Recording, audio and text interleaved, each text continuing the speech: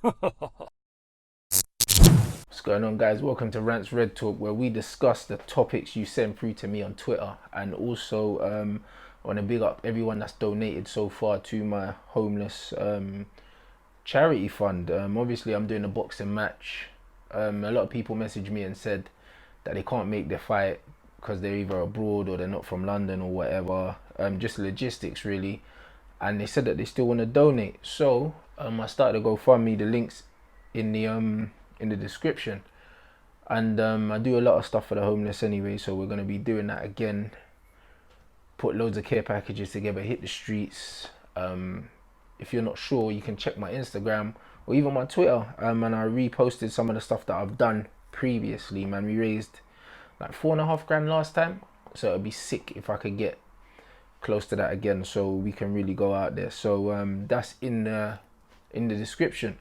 But yeah, let's get into your questions. And before we do the first question, I'm just going to go straight to Pogba here because everyone's asking me what my opinions are. We're going to touch on it on the Flex and Rant show, but I'll go into more depth because obviously this is my channel. His comments were, after this season and everything that's happened this season, which he must be talking about the abuse that he's gotten, with this being my best season as well, I think for me it could be a good time to have a new challenge somewhere else. I'm thinking of this to have a new challenge somewhere else. Fair comment. I said it a million times. He's miles, by miles, our best player this season. All the stats seem to say that. It's funny how people can try and argue to me why Luke Shaw was player of the year, but none of the numbers support that, bruv. And then you look, most goals, Paul Pogba. Most assists, Paul Pogba. Most shots on target, Paul Pogba. Most take-ons, Paul Pogba. Most fouls won, Paul Pogba. Most chances created, Paul Pogba. Most possession won, Paul Pogba. Most passes in the final third, Paul Pogba. Most duels won, Paul Pogba, bruv. But player of the year was Luke Shaw. That's a joke, blood. So, boy, Luke Shaw must be up for the Ballon d'Or then. So really and truly, like, the fan base is a joke. Like, our fan base is a very toxic place at the moment, for several reasons. Obviously, the club are not performing on the pitch. Do you know what I mean? And because of that, a lot of people are just talking out their arse and getting emotional about it. But we're not here to get emotional. We want to deal in facts, innit? All these numbers are facts. He was our best player last season. He is our best player at the club. He wants to leave because he's the only player in the world now. Eden Hazard's gone to Real Madrid. That's of an elite level. That's playing with a bunch of shit players, bruv. So I'm not surprised. He's waking up every morning and he has to go into training and my man's playing two-touch with fucking Phil Jones, blood. Like, why would he not want to leave? Why would he not? When he can play for any team in the world. Ed Woodward sold him a dream when he signed. He said, oh, United can do anything and United can do things that other teams can't do, all this commercial, all this bullshit. Sold him a dream about all of this crap, and he's come, and in 3 years nothing's happened. And you know what, like, we're not going anywhere. So he's probably looked at it and said, you know what, why am I going to waste that, sign another contract and waste the majority of my prime at a club that ain't going nowhere? So it's the right time to move on, and it is the right time to move on for him. He doesn't owe us anything. Do you know what I mean? He's been our best player since we've signed him. He's won a World Cup in that time. He's proven his quality. He's got nothing to prove to me. And anyone that actually knows football, he's got nothing to prove to. If you still don't believe in Paul Pogba, you need to question yourself, innit? Like, obviously you don't know very much about football, bruv. And it sounds harsh, but it's the fucking reality of it. Like, you know what I mean? He's a world-class player. Like, he's an elite player. And he's top 5 in the world, without a doubt. Like, without a fucking doubt, bro. And in his position, it's not top 5, it's top 3 or it's top 2, bruv. Like, he's that good. So really and truly, there's a reason why Real Madrid want him, Barcelona want him, Juventus want him. Like, they don't want any of our other players. They don't even want David De Gea, bruv. And David De Gea is another top class player. So I'm not surprised he wants to leave. I completely support that. And yeah, like, it's that simple. So when people want to know what I feel about it, like, if I was him, I'd want to leave too. So I completely understand it, and I wish him all the best. I hope he does get his move. I think it'd be a big mistake keeping him now because he's made it clear that he wants to leave. And yeah, I think he's only done that because he knows he's getting a move. So we'll just see how that pans out. First question from Bruv, why do you lot always have bare numbers in your thing? I can't even in it. This says, do you think that starting off the season? Hold on. Man's already answered something like this already. Starting off the season with harder fixtures is better than starting with a run of easier fixtures. Get the hard fixtures out of the way. For me, it's not about getting the hard fixtures out of the way, bro. To be completely honest, like, you have to play all the fixtures anyway. I know people say it evens out over the course of the season, but it's a hard one for me. You don't want an easy start to the point where you get lulled into a false sense of security, then you get pammed here as soon as you have your first decent game. But then at the same time, you don't really want to be playing Man City away as your first game. Still, like, Chelsea as an opening fixture is not great, bro. I'm not gonna lie. I think we'll still beat them. Gonna have a new manager. They got a transfer ban. We should still slap Chelsea, but it depends on how the preseason goes, how the signings go. Like, at the moment, no one's in a position to say how the season's gonna start. So if I had a choice, I would still have difficult fixtures, but maybe not like against the top 6 sides at the beginning if I could help it, man. Let me know what you think in the comment section. Next one, at TV_RCB. It says, Real Madrid do not have a director of football but make amazing signings in quick time. United struggle to make quick signings. Why is that? The difference in revenue of both clubs is not much different either. Love the show, by the way, from India. A big up, fam. And you're right. They don't have a director of football, but they have very good scouting system. And we're supposed to have a good scouting system as well. But the difference is that club are run by winners, isn't it? When Perez sees someone that he wants that can improve the team, he just fucking spends the money, bruv. It's just about winning, innit? With Real Madrid, it's not about nothing else. The difference is with our club, it's commercial first, and I wouldn't even say winning second, bro. I just don't even think they care about winning, bro. Like, I think that they just want to make peace. So because of that, this is the situation we're in. Like, they went out and signed Jovic, yeah, out of nowhere, bro. Really, like, with Real Madrid, you just see man holding the shirt up. Like, Real Madrid don't get linked with players. You just hear that, oh, that player's going to Real Madrid. Straight away, they do these deals behind closed doors. They go to clubs and say, how much do you want for that player? Bam, take it, mine. With United, this whole load of fuckeries all the time, bro. You know what I mean? And it's always been like that. Even before the Glazers, yeah, United always used to get linked with man. You see bare sagas in the newspaper. Are they coming? Are they not coming? Do you know what I mean? And it's all long. You never see a transfer saga with Real Madrid. It's either we're signing this player or we're not, bruv. The only kind of long sagas you see are like the Ronaldos that cost loads of money, or like the De Gea saga. And De Gea would have gone if not for the fax machine. But Real Madrid always get their man 9 times out of 10, bruv. Let me know what you think. Do you think I missed anything out? And also, big up all the fans in India as well. There's quite a few of them. Alright. Next one. The Green Devil. You can open it, bruv. It's cool. The Green Devil. United have a fantastic opportunity to grab the likes of Chelsea, Arsenal and Spurs by the balls this summer, as I don't think any of them will buy significantly enough. We might. Very true. If we do, we are fantastically placed to do well, but that's up to Woodward and the Glazers. Do you agree? 100%. Chelsea have the transfer ban. They're not going to do much. I don't know if they can loan players. They might be able to. I'm sure there's a loophole in there. There always is. Spurs are not going to spend more than 100 million, if they even spend that, because Spurs are just not a spending club. And Arsenal, I heard they got 45 million to spend, bruv. Like, I hope someone was bantering me, yeah. And like, it was just, you know, because sometimes people do that fuckeries just to take the piss out of Arsenal. But if they really do have 45 million to spend, I'm fucking pissing myself. They're not going to do shit. Let's be honest, innit? Like, they're talking about Wilfred Zaha and that, bruv. That sounds like a dream right now, because he'll cost more than 45 M's. So you're right, we're perfectly placed to make a good assault on the top 4 and leapfrog these teams if we invest sensibly. I do think we'll invest, but will it be sensibly, bruv? Because I'm seeing man getting linked with Longstaff and then man there, yeah, and it's like, that's not filling me with no confidence. I'm not even gonna lie. Solskjaer said he wanted to get all his work done early so we could have man for pre-season, and right now we are in the middle of June and we ain't signed no one, and Real Madrid have bagged 4 players. And one of them is Eden Hazard. So it's not to say that we can't be tying up deals. Like, we're simply just very incompetent when it comes to doing that. So I do think that everything's set up for us to have a very productive summer, yeah, and to make moves for next season. But honestly, the way these men are moving, I am not. To say I'm not confident is a fucking understatement. Like I tweeted the other day, we are going through the biggest rebuild in recent history, probably since the Munich air disaster. Yeah, rest in peace to the man them. We haven't had such a big rebuild that's needed to be done. Like, it's a massive rebuild, bro. Like, it's not like we're bringing in 1 or 2 players. We literally pretty much need to rebuild the whole squad. The whole squad.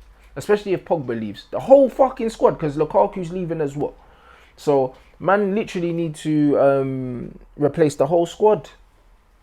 And that's been left in the hands of Ed Woodward and Ole Gunnar Solskjaer, bro. With no director of football. Do you know how fucking, like... Do you know how mad that is? Fam, I just don't even want to think about it too much, you know, because my head will start frying still. My head will get hot. Let me know what you think about leapfrogging our opposition due to their financial restraints, etc., etc. I think it's a very, very, very good point. But then, who's confident? Next one, Mohamed Ismail.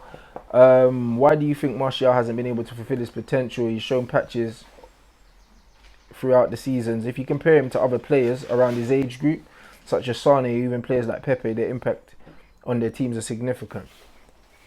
Absolutely, but the problem is, yeah, with Martial, I feel like the system that we play him in, and also the position we play him in, does not favour him, bruv. It's very clear that Oli has built this team around Rashford up front, bruv. Like, these shit balls down the line from Ashley Young and Rashford running the channels. Martial's not going to run the channels. He's not a channel running kind of striker. He's a ball to feet, give and go, intricate play kind of striker. If Martial was playing at a Borussia Dortmund or something like that, he'd be scoring 35 goals a season. I'm confident of it. Now, the football that we play is not conducive to Martial's strengths. When Martial has thrived in this team, he's played centrally.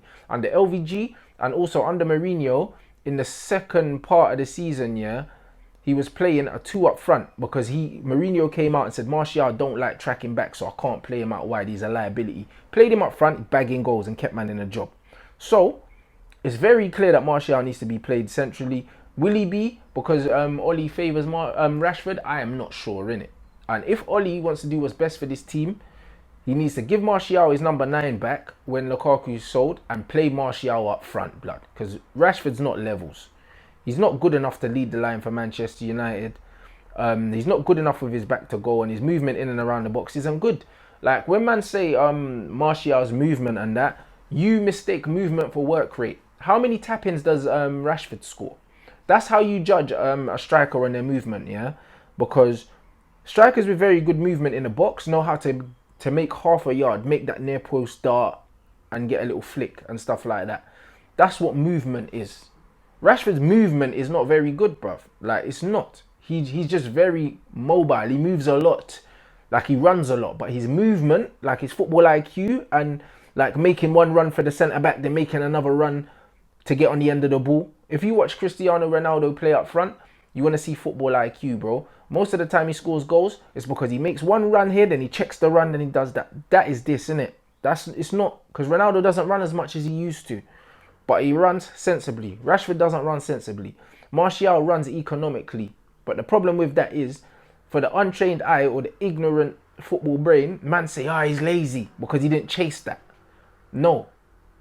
Play to man's strengths and you will see what kind of player we have. Let me know what you think in the comments. But I do also agree that he does need to have more of an impact on the team, like your Sanes and your Pepes and that. But I believe that will happen if he's played in his correct position. Mervin Yava Murega, it says, do you think we're going to sign a striker this summer? I do not know, bro. And I don't care, to be honest, because we have enough, blood. I feel like if Lukaku leaves, well, when Lukaku leaves, Sanchez ain't definitely leaving. And if Sanchez don't definitely leave, him and Martial can both play up front and so can Rashford. That's 3 strikers. We need wingers. I'd be happy to sell Lukaku and bring in 2 wide players. I would. I'd be very happy with that. I'd see that as a good summer. Because Sanchez ain't a left winger. So if we don't sign a striker, it's not the end of the world. Let me know what you think about that, guys. Do you think we need a striker, or do you think that we have bigger fish to fry? I personally do. Kieran Phillips at laid back, and I can't see the rest. You mentioned we would lose a lot on the left if we put Martial up front and Rashford on the left. However, do you think we gain more than we lose because Martial's a better striker and Rashford is better on the wing than up front, as he tends to get bullied by any decent centre back? Very true. He does get bullied. However, I still think he's better up front than on the wing. I think on the wing he's shit, bruv. I think the only good thing about Rashford on the wing is that he doesn't have too many choices. He just has to cut in, bruv, and shoot or cross. Whereas when he's in the centre of the park, there's too many options for him. And because his football IQ is so low, like, you don't want to give him too many things to think about. Like, Rashford looks most dangerous when he's instinctive, when he doesn't think. Like, when you look at Rashford's best goals, it's when he's played through on goal and he's only allowed 2 touches. That's when Rashford looks good. When Rashford has to take a touch, look up, there's a man here, there's a man here. Bruv, he looks out of his depth from, because his decision making is piss poor. So because of that, you kind of have to give Rashford as little choices as possible in order to get the best out of him and let him do everything instinctively. And I feel like if you put him on one single side of the pitch, it cuts out one side. So that's one less thing for his brain to have to translate. Do you know what I mean? So I do hear where you're coming from, but I still believe he's a better striker than a winger. Like, just because his crossing's not very good. Like, even when he was on corners, he just kept hitting the first man. So I don't know. I see what you are saying, but for me, if he's not playing up front, I wouldn't play him at all. I would just get another winger. Let me know what you think, guys. Do you think we lose more by putting Martial on the left and having Rashford up front, or vice versa? Let me know your opinions. I know it's very split in the fan base. A lot of people are Rashi fans based on the fact that he is Manc born and bred, but we need to get away from this DNA shit because it's not helping anyone. At footy_G, first 10 games should show us what Ollie's about. Some tricky teams in the last 2 months of the season. No top 6 teams to play. No excuses not to make top 4 with the right signings. What do you reckon? I think you're spot on. I think the first 10 games are going to show us whether Ollie keeps his job. And the fixtures at the end, you do kind of want those runs. But at the same time, when you say there's no top 6 teams, that's not always a given, because you could have a team that's playing for the Europa League, or a team that is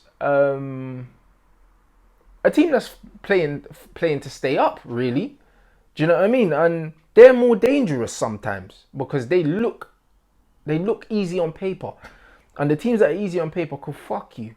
Like, that is just how it is. So sometimes it's easier to motivate yourself to get up for the top 6 teams, you know? So I don't really know. I understand the logic behind it, but I would say it's not a given, bro. It's absolutely not a given, man, because this is the Premier League. Anyone can done your dance, boy, unfortunately. But let me know what you think about that, guys. I am inclined more to agree with the sentiment behind it, but obviously, like, you have to be skeptical about certain things. You saw what happened with Arsenal. They thought top 4 was a given. They said they had the easy run last season, and look what happened. They're man in the Emmerdale Cup with us now. So, yeah, let me know. Keep it interactive. These are some banging questions. I can't even lie. You guys always fucking smash it. All right. Leon Woodiot. I think that's how you pronounce his name. I'm not sure, bro. Sorry if I got it wrong. What are your thoughts on playing a 4-3-3 with Pogba and Bruno Fernandes as 2-3-8s with Partey or Rabiot as CDM? I think it would be sick if we aren't going to get a CDM. We could use Fred, who has looked promising there. Bro, Fred can play CDM. I'm telling you. I told man, yeah, Fred can beat our Kante. Man laughed and was like, oh, Kante is way better than Fred. Bro, we saw against Barcelona and PSG that Fred as a ball winner is wavy. Also, he can pass with both feet. He can do what Kante does. He can. And he can shoot as well, bruv. I'm telling you, Fred is no bigger than Kante either. They're both like 5'6" and quite mager as well. They're very similar in build. They're very similar type players. Fred can do that job. Do you know what I mean? So I would be happy with Fred in CDM if we were just going to persist with him and play him there every single week. But Ollie doesn't seem to like that. I don't know if it's because of his size. I know Ollie's old school and he does like a big player in there. But for me, I'd happily play Fred. But the 2 8s, I think against all the teams outside the top 6 or even the top 4, bruv. At home, you can play 2 attacking midfield players. You can and play 1 CDM. You don't need 2 defensive midfielders, bruv. You don't need a Matic Herrera and all them things there, bruv. At home, we're Manchester United, bro. Like, Man City are playing fucking David Silva centre mid. Do you know what I mean? With the one Fernandinho. Like, that's all you need. If you're keeping the ball well and you're transitioning and play well, you do not need 2 defensive midfield players. It is not even a discussion that needs to be had. So, I don't think Pogba is going to stay. However, Pogba and Fernandes is a possibility because Pogba naturally tracks back anyway. Like, most interceptions won, most duels won, Paul Pogba. So, he will muck in. Do you know what I mean? But he doesn't want to be thinking about going backwards instead of going forward because then we lose a lot from Paul Pogba's game. So, yes, I do think we can play 2 8s. I 100% do. But I don't think we're going to have PP in there. If we do, I'll be happy. You know me, I'm his biggest fan. Without a shadow of a doubt, I don't think there's a bigger Pogba fan than me. But I would like to see him move on for his own career. Let me know what you think about that, guys. And last, but certainly not least, Stephen Russell, where is the director of football that was promised? Fam, I know just as much as you do, blood. I was told that there was a DOF in place and he was at the last game of the season in a box. And there was a box at Old Trafford and it was covered up. So that was meant to be where the DOF was.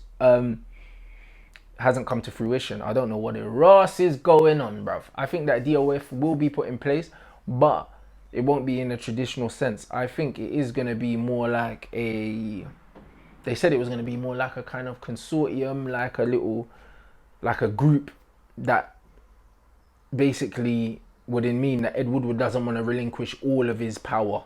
So what will happen is Ed Woodward will kind of consult these guys and then they'll kind of come to an agreement and then this, that and the other. Like, at the end of the day, whilst the Glazers are there, Ed Woodward's going to be there. And once Ed Woodward's there, like, they're going to want Ed Woodward to kind of be the main guy because they trust him in it.